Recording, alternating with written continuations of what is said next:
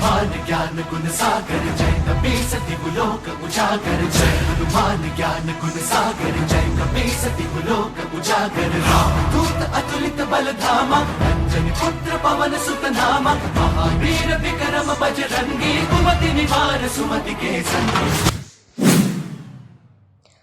Hello guys, good morning, welcome to my our new vlog. और आज मैंने economics पढ़ना स्टार्ट किया। मतलब ज़्यादा सेशंस तो हो चुके थे, तो आधा बच गया था, तो कुछ रह गया नोट्स। तो एग्ज़ाम से पहले इसके नोट्स कंप्लीट करते हैं फटाफट। सुबह के बजे 9, मैं उठ गई थी 7 बजे करीब। आज थोड़ा लेट होती, जल्दी उठने की आदत अभी सर्दियों में नहीं हो पा रही है, तो मैंने सुबह के पूजा वगैरह कर ली है। तो थोड़ा इकोनॉमिक्स पढ़ते हैं। इसे कंप्लीट करने के बाद फिर थोड़ा रिफ़्रेशमेंट लेंगे 1-2 बजे। 9 बजे से लेकर के 2 बजे तक करते हैं अपने सारे के सारे सेशंस कंप्लीट। तो मैंने इकोनॉमिक्स में चैप्टर 1 के चैप्टर 2 के नोट्स तो कंप्लीट कर लिए हैं, लेकिन कुछ चैप्टर नंबर 3 के कुछ चैप्टर नोट्स रह गए हैं, तो उसको स्टार्ट करते हैं हम नेक्स्ट टाइम से। 3rd चैप्टर कंप्लीट करने के बाद हम बाकी चीज़ें करेंगे। तो मिलती हूँ मैं आपको थोड़े उसके टाइम के बाद।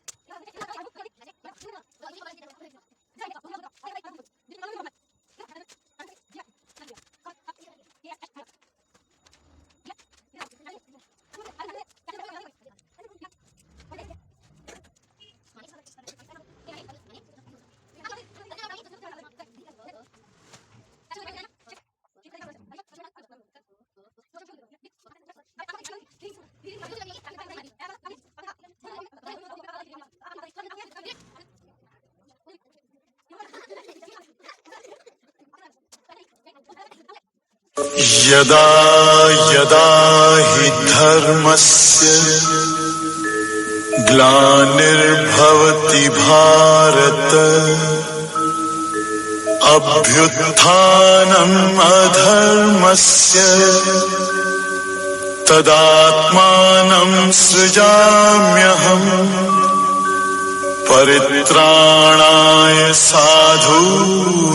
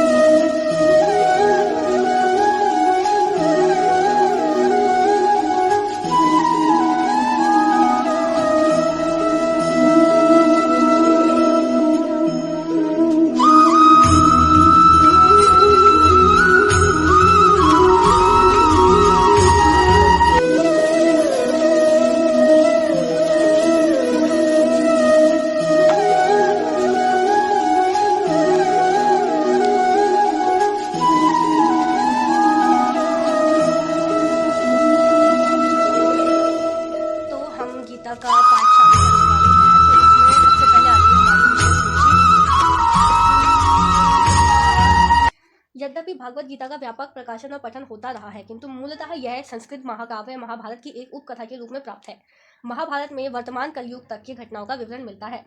इसी युग महायुद्ध के शुभारंभ के पूर्व हुई, जो धृतराष्ट्र के 100 पुत्र तथा उनके चचेरे भाई पांडवों या पांडु पुत्रों के मध्य होने वाला भातृघातक संहार था। यानी कि इसमें लिखा हुआ है कि भागवत गीता क्या है, व्यापक प्रकाशन है और पठन होता रहा है। बहुत काफ़ी टाइम से इसका क्या बोलते हैं, इसकी प्रकाशन होता रहा है और ये लोग काफ़ी टाइम से इसे पढ़ते हैं। पर इसका जो महाकाव्य है ये महाभारत से लिया गया है। इसकी उसकी एक उपकथा है, यानी कि उसका एक पार्ट है, उसकी एक उपकथा है। मतलब पूरी महाभारत में श्री कृष्ण ने अपने मित्र, यानी कि जो श्री कृष्ण थे उनके मित्र भक्त और अर्जुन, यानी कि जो श्री अर्जुन थे वो भगवान कृष्ण के भाई भी लगते थे। और उन्होंने जब उन्हें गीता का ज्ञान दिया तो उन्होंने कहा कि पहले आप मेरे शिष्य बने तभी मैं आपको गीता का ज्ञान दे पाऊंगा, क्योंकि अगर हम किसी को अपना दोस्त बना के सुनाएंगे तो वो इतनी सीरियसली नहीं सुनेगा। तो अगर हमें किसी से, इसका मतलब कृष्ण के कहने का मतलब ये है कि अगर हमें किसी से कुछ सीखना है तो हमें सबसे पहले उसको अपना गुरु बनाना पड़ेगा, चाहे वो कोई भी चीज़ हो। अगर कोई भी चीज़ हमें कुछ भी सिखाती है तो उसे हमें पहला अपना गुरु मानना पड़ेगा। अगर हम किसी चीज़ को अपना गुरु नहीं मानते तो हम उस चीज़ से कुछ भी नहीं सीख सकते हैं। इसलिए श्री कृष्ण अर्जुन के मित्र थे, तो भागवत गीता उन्होंने सुनाने से पहले उन्होंने कहा कि तुम मुझे अपना गुरु स्वीकार, मेरा शिष्य बनोगे तभी जाके तुम मुझसे ज्ञान ले सकते हो। तो भागवत गीता का उपदेश उन्होंने तब अर्जुन को दिया। उनकी यह वार्ता जो मानव इतिहास की सबसे महान दार्शनिक तथा धार्मिक वार्ताओं में से एक है। तो नहीं थे, पर इनके जो पिता थे वो एक ही थे। ये दोनों के दोनों विचित्र वीर्य के पुत्र थे। पहले एक राजा थे विचित्र वीर्य, जो कि शांतनु के बेटे थे। पर जो विचित्र वीर्य था वो किसी बीमारी की वजह से उनकी डेथ हो गई। तो जो उनकी वाइफ थी अंबिका और अम्बालिका, उनको कोई बेबी नहीं था। तो उन्होंने फिर क्या किया, वेद व्यास से, उस समय नियोग नाम की एक वो चलती थी प्रथा, कि नियोग के थ्रू, यानी कि आजकल के उसको बोला जाए तो टेस्ट ट्यूब बेबी, इसके थ्रू उनको ये धृतराष्ट्र पांडु पुत्र करने कला का प्रशिक्षण दिया गया और पूज्य भीष्म पितामह उनके परामर्शदाता थे। फिर ये पांचों भाई इनके साथ रहने लगे और धृतराष्ट्र को कार्यकाली राजा बना दिया गया, यानी कि टेम्पररी किंग बना दिया गया उस टाइम पे, क्योंकि उस समय जो राजा था मेन पांडु, उनकी डेथ हो गई थी। उनका बेटा जब तक युधिष्ठिर बड़ा होता है तब तक के लिए धृतराष्ट्र को बना दिया गया। तथापि धृतराष्ट्र के पुत्र, विशेषतः सबसे बड़ा पुत्र दुर्योधन, पांडवों से घृणा और ईर्ष्या करता था। यानी कि जो दुर्योधन था वो पांडवों से क्या करता था, नफरत करता था। अंधा तथा दुर्बल हृदय धृतराष्ट्र पांडु पुत्र के स्थान पर अपने पुत्रों को राज्य का उत्तराधिकारी बनाना चाहता था। इस तरह धृतराष्ट्र की सहमति से दुर्योधन ने पांडु के युवा पुत्रों की हत्या करने का षड्यंत्र रचा। जो पांडव अपने चाचा विदुर तथा अपने ममेरे भाई भगवान कृष्ण के संरक्षण में, कृष्ण ने विपक्षियों की इच्छा अनुसार ही युद्ध में सम्मिलित होने का प्रस्ताव रखा। ईश्वर के रूप में युद्ध नहीं करना चाहते थे, किंतु वे भी उनकी सेना का उपयोग करना चाहे कर सकते थे। प्रतिबंध यह था कि एक ओर कृष्ण की संपूर्ण सेना होगी तथा दूसरी ओर वे स्वयं एक परामर्शदाता तथा सहायता के रूप में उपस्थित रहेंगे।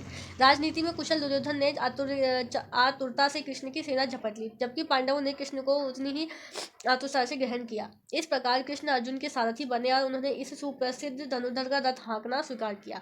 यानी कि भगवान कृष्ण ने दो ऑप्शन दिए थे कि या तो मेरी नारायणी सेना ले लो या तो फिर मुझे ले लो, पर मैं युद्ध में ये शस्त्र नहीं उठाऊंगा। तो क्या होता है, दुर्योधन किसे ले लेता है, नारायणी सेना ले लेता है। उसने सोचा कि कृष्ण को लेके फायदा क्या, जब इसने युद्ध में अब शस्त्र नहीं उठाने।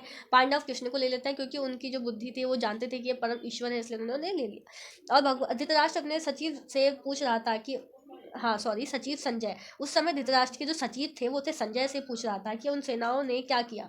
इस तरह पृष्ठभूमि तैयार है। आवश्यकता है केवल इस अनुवाद तथा भाष्य के विषय में संक्षिप्त टिप्पणी की। भागवत गीता के अंग्रेजी अनुवादकों में यह सामान्य प्रवृत्ति पाई जाती है कि वे अपने विचारधारा दर्शन को स्थान देने के लिए कृष्ण को ताक पर रख देते होगी। पर मैं आपको जो गीता मैं बताऊंगी, मैं अपने पॉइंट ऑफ व्यू से बताऊंगी। इसमें ऐसा नहीं है मेरे वजह से कि लोग क्या कहते हैं लोग क्या नहीं कहते। तो मैं जिस तरीके से गीता को समझती हूँ मैं आपको उसी तरीके से प्रेजेंट करूँगी।